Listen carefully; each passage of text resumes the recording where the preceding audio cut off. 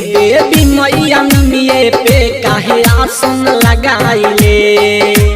हे देवी मैया निमिये पे काहे आसन लगाइले। कौन सवाद अढ़ौल के फुलवा में पाइले।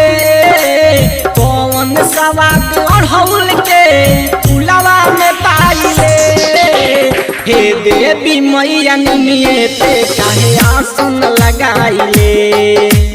हे देवी मैया निमिये पे काहे झुलुआ लगाइले। Kamlesh recording studio Mohammadpur.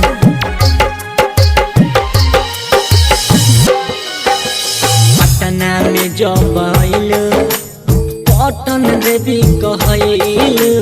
रहसु के लगे आके थावे धाम बनैल। कब दुर्गा कब काली लक्ष्मी कहाइले।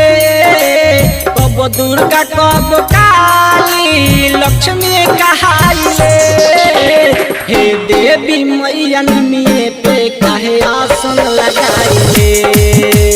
हे देवी मैया निमिये पे काहे झुलुआ लगाइले।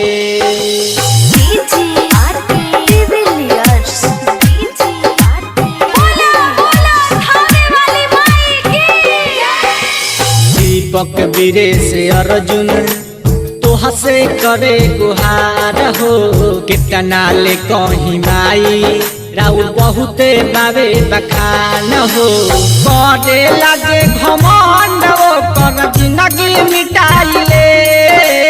करे लगे घमंड वो कर जिंदगी मिटाइले।